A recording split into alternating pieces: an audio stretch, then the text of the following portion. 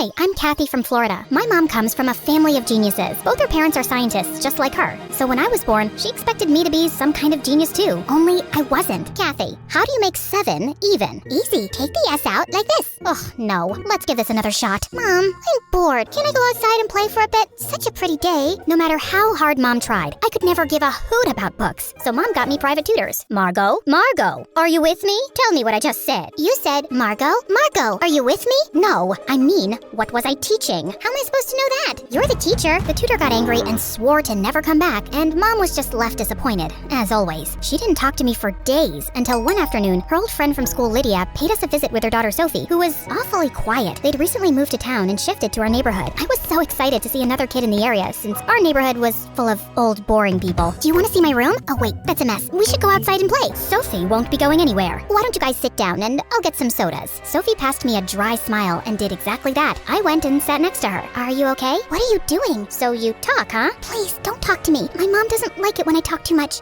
Or at all. I tried talking to Sophie, but she continued to stare at the floor and I gave up. After they left, Mom told me that Sophie was supposed to go to my school and I had to look after her. Why? She's so weird, and her mom kept staring at me like I'd farted in her face. Sophie's new here and she needs your help. That's the least you can do for me after that stunt you pulled with the tutor. Ugh, fine. Just like Mom asked me to, I waited for Sophie so we could walk to school together. She didn't say a word the whole day till the teacher asked us the answer to a tough math question in class. It's 7,250. Wow, dude, that was fast. Are you a genius or something? Well, kinda. I study a lot, and maybe you can be my tutor. God knows I need one, and no one sticks around with me for long. Sophie smiled, and we spent the entire day together. We were poles apart, but somehow clicked, and she invited me over that evening for a study session. But just as I got there, Linda walked up to us smirking. I have my eyes on you girls. Do not close this door. Sure, Mrs. Linda, Sophie's mom. You know what happens when you close the room? Monsters creep up from behind the shadows and eat you up. Have fun studying. Linda laughed, and I just couldn't stop thinking about how weird she sounded. Also, the entire time I was there, she kept walking by the door, sneaking glances. I wanted to ask Sophie if her mom disliked me or something, but I didn't want to offend her, so I kept quiet. Mom got called for an emergency meeting out of town and asked Linda to help. Oh, of course she can stay here. No problem. Work comes first. Tell me that didn't sound sarcastic. Anyway, I was happy to spend some time with Sophie, but as soon as Mom left, Linda grinned and walked in, locking the door from inside. I continued banging for ages till she opened up. What? I just went to get you my sweater. It's freezing. You just shut the door in my face and walked away. I did not. You're an ungrateful, wild kid, Kathy. Didn't your mom teach you how to speak with elders? Oh, wait. She's too busy working. Before I could respond, Sophie came and practically dragged me away. Your mom's crazy. Who talks like that? I'm really sorry. Ever since Dad left us, she's been a little weird around people. Just ignore her. Anyway, are you hungry? I'm starving. Sophie got me sandwiches, and we watched some MSA until we dozed off. But later that night, we woke up to loud noises, and it seems like they were coming from the kitchen. We went downstairs to check and saw Linda trying to find something. What are you doing? Oh, no. Did I wake you guys up? I was so hungry, and I thought I'd make lasagna. Go back to bed. Who eats lasagna at 3 a.m.? I do. Sophie and I left, but we couldn't get any sleep and were super exhausted the next day. I didn't know what her deal was, but Linda just kept getting weirder over the years. But Sophie and I continued to remain the best of friends. While I was still figuring out what I wanted to do in life, she had already set her mind on becoming a writer. Look at this poem I wrote. I could never explain how much you meant to me, for sharing my joys and pain. This is beautiful. You think? It's not complete yet. I think poetry is my calling, Kathy. I don't want to waste my life studying. I think it's amazing. I just wish I knew what I wanted to do too. I'm sure you'll figure it out. Well, I tried to, but finding a passion was more difficult than I thought. I tried auditioning for the drama club, but I had trouble memorizing the lines. Art was boring, and cheerleading was too much effort. I'd almost given up hope, till one day a football hit me right in the head. Ouch! Watch out, jerks! Pass the ball, shorty. You holding up the game. Oh, really? Come and get it. Just as one of the guys walked forward, I dodged him and ran straight to touchdown. Everyone stared at me wide-eyed as the coach suggested I try out for the running team. I wasn't sure I'd do well, but I ended up overtaking everyone on the team, including the boys. By high school, I was good enough to compete in tournaments. After our team had won one of the biggest track events, we wanted to celebrate by going out for a concert, and I invited Sophie too. I don't know. I mean, I've never really stayed up that late, and Mom would never allow it, so we'll sneak out. Come on, it's high school, and you could use the break. What's the worst that could happen? I can murder you and hide your body, or you could be a zombie in disguise. Wouldn't that be something? Sophie and I left with the team, and we're having a blast at the concert, till I left to go get some drinks, and when I came back, Sophie wasn't around. I started searching for her frantically, and tried calling her, but I couldn't get through. I informed security, and within minutes, we had a whole search team looking everywhere for her. We finally found her near one of the stalls, and she had fainted. We immediately took her to the hospital. I informed Mom and Linda on the way, and was sweating bricks when they showed up. Do you have any idea what you've done? You're such a bad influence on her. She has a scholarship exam in 2 days. If they don't let her sit for that, all her hard work will go down the drain. I can't believe this. Your daughter's in the hospital and all you care about is some dumb exam? Seriously, what's wrong with you? You should be sorry for sneaking out my daughter, and instead, you're giving me an attitude? This is exactly why I told Sophie to stay away from you. If there's anyone she needs to stay away from, it's you. She probably fainted from all the stress you give her. Enough, Linda. I apologize for Kathy. And you, young lady, let's talk at home. But Mom, just then the doctors walked in and informed us that Sophie had a slight concussion and a minor fracture and would be absolutely fine. I wanted to check on her too, but Mom dragged me back home. A week later when Sophie came home, I rushed to talk to her. I am so glad you're okay. How are you feeling? I've been better. I'm sorry for leaving you alone like that, Sophie. It's okay. I don't want to think about it. I need to rest now. Let's talk later. With that, Sophie just went to bed and pulled up a blanket. Because of her injury, she couldn't take the scholarship test for college, and even though she didn't blame me for what happened, I wanted to make up for it. I thought about it a lot, and then one day while I was walking by the school notice board, I saw a flyer for a writing competition. The winner would get a chance to apply for a prestigious writing course and win a cash prize. I quickly tore it off and went straight to Sophie's place, but Linda opened the door and refused to let me in. I had to get creative, so I climbed up a tree that led to Sophie's window, and what I saw blew my mind. You have to stop hanging out with that Kathy. I hate her, and I hate her more every day. Stop it, Mom. You don't even know her. I know she'll let you down, just like her mom did. What do you mean? Nothing. They're all the same. You need to be better and smarter, get a better job, college, and more money than Kathy. That will be my revenge. Saying that, Linda turned around and left. She was worse than I thought. And what was she saying about my mom? I had so many questions in my head when suddenly the branch I was on snapped. Luckily, I caught the windowsill just in time. What the heck are you doing, Kathy? Hanging out? Pull me up, will you? Close call. Here, take this. What am I supposed to do with this? You have to apply. It's been your dream since forever, Sophie. No, I don't have to do anything. Besides, Mom, you can't let your mom define your life for you. You have to be strong and give your dreams a shot. Why do you even care? Because you're my best friend, and I want you to be happy. Even if that means going against your mom, who is terrifying, by the way. Oh, tell me about it. We shared a laugh and Sophie promised to think about it. I was glad to have my best friend back, but I still couldn't stop thinking about what Linda said. So the next morning, I asked Mom, and she told me that in high school, Sophie's mom was a bit weird. She always had her head in books and hardly smiled. So we thought maybe she needed to loosen up a bit, and we played a funny prank on her. What did you do? We might have taken a picture of her digging in her nose and pasted it all over the school. How is that funny, Mom? That's horrible. I know that now. We did remove all the pictures, but I think it affected her, and kids kept laughing at her for years. I apologized more than once, but I guess she's never really forgiven me. I wanted to talk to Sophie about it too, so the next day, I waited outside her house to walk to school together, but she didn't show up, and when I came back from school, Mom told me Linda and Sophie had moved. Immediately I called Sophie, but as luck would have it, Linda answered, "Stay away from Sophie. She's done with you messing up her life." But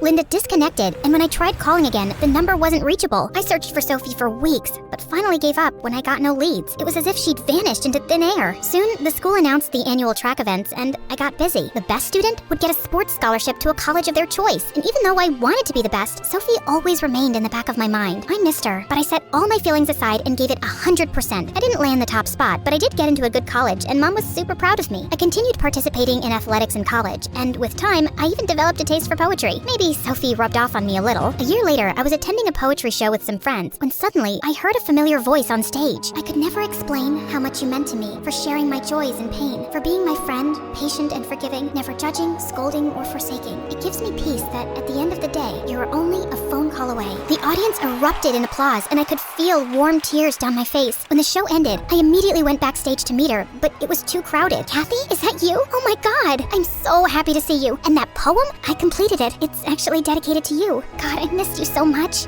Me too. And I'm so glad you're following your dreams and finally convinced your mom. Well, not exactly. Sophie told me after they left town, her mom got diagnosed with bipolar disorder and had to get admitted to a mental facility. Since they had no other family, Sophie had to drop out of college and pick up a job to pay the bills. I'm so sorry to hear that. Why didn't you call me? You know I would have helped. I tried calling you. I guess you changed your number. And then I got busy with Mom's treatment, and there was never a good time. If it means anything, I'm here now. And I'm sorry for what Mom and her friends did to your mom all those years ago. It was a long time back. I knew Mom wasn't like other moms, but she tried her best to be there for me in her own twisted way. But after she got diagnosed, I realized how short life is to hold on to grudges and ignore what makes you happy. So now that Mom's better, I finally decided to pursue my dream. I'm so proud of you, Sophie. So what do you say? We start again? This time, let's leave the moms aside. I'd love that.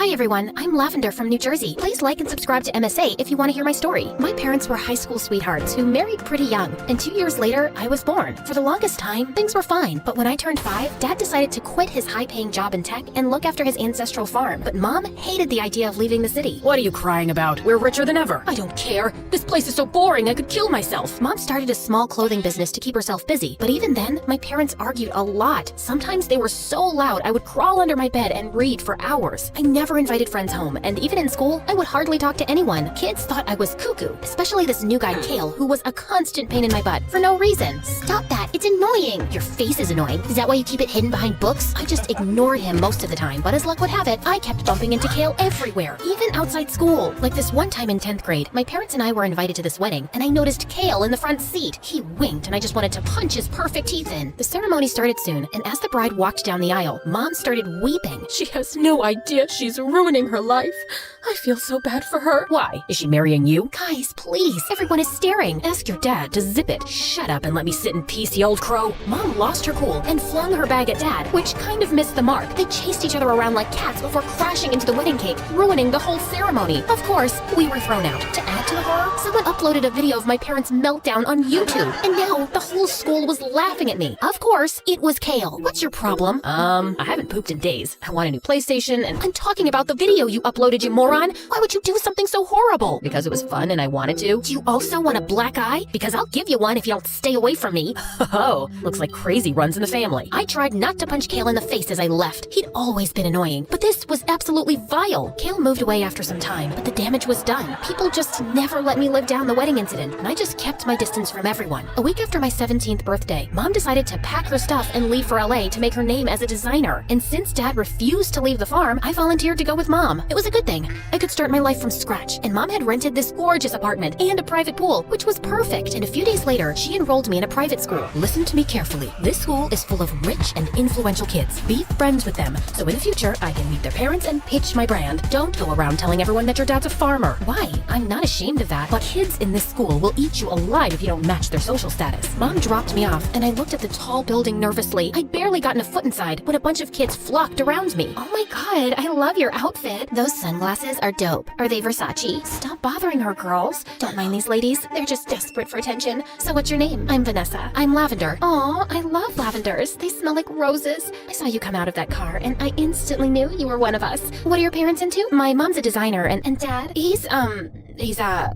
really famous movie director from Egypt. Wow, anything we've seen? The Pyramids of Ibiza? The Tommy Returns?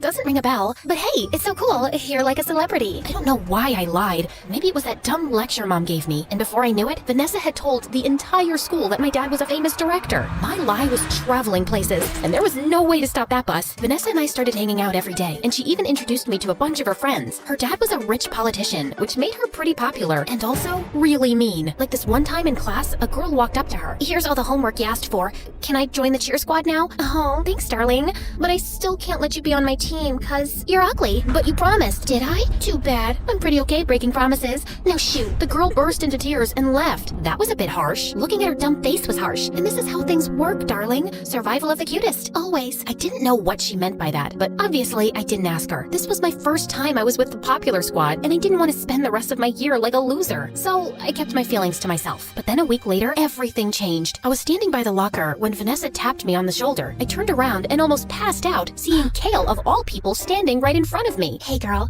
I want you to meet my boyfriend, Kale. He just joined our school. How exciting is that? And Kale, that's Lavi, my new bestie. You know, her dad's like this really cool director from Egypt, and Wow, that's awesome. Maybe that's why you look familiar. do I?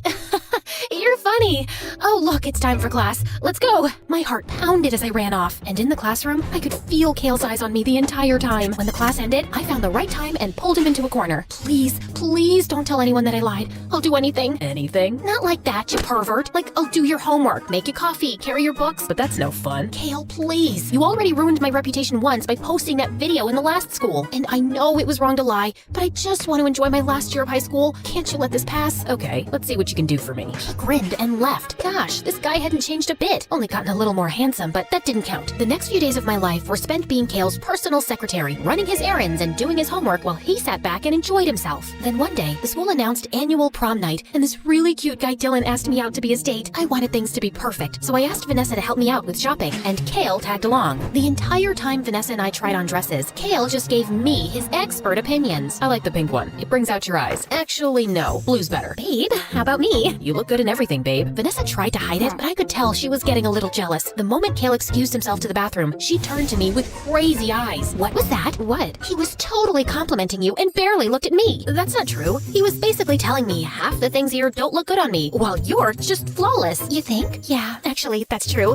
I am flawless. I might have convinced Vanessa, but what she said wasn't entirely wrong. Kale was paying me more attention, and I had no idea why. He would leave random gifts and thank you notes in my locker, and I was at the library one day when Kale creeped up on me. The servant kills the family in the end. What? Why would you give away the ending? I was still reading this. It's a dumb book. Anyway, you didn't show up for lunch, so I got you burgers. Kale and I ate together, and he was surprisingly sweet. We were having a good conversation when suddenly he bent forward, and I literally stopped breathing. You had some sauce on your face. I'll check on Vanessa. With that, he just got up and darted. This guy was so weird. I was literally having such a difficult time figuring him out. A few days later at prom, I was very excited to have a good time, but Dylan was stuck to his phone. I tried talking, but all he spoke about was his love for video games and the latest gaming consoles. It was so boring. I was looking for an escape route when Kale popped up. I'm thirsty. Get me some water. Get it yourself, dude. I'm not talking to you. But you're interrupting my date. Oh, I'm so sorry. Guess what? I don't care. Suddenly, Dylan got up and pushed Kale, and then Kale got up and held him by the collar. Guys, cut it out. What is your problem, Kale? My problem? You look like you're dying a slow death with this moron. He's not treating you right. And you are? Just mind your own business. How difficult can that be? More than you know. What? I stared at Kale in confusion as he turned around and left. The next day at school, all that everyone could talk about was the stupid fight. I wanted to talk to Kale about what he said at prom, but he never showed up. I tried asking Vanessa where Kale was, but she just snapped at me. Why do you care? Jeez, I'm just curious. You think I'm an idiot? I know something's going on between you two. He literally punched another guy for you. That's because he's moody and crazy. Always has. Holy crabs, I almost gave away my secret.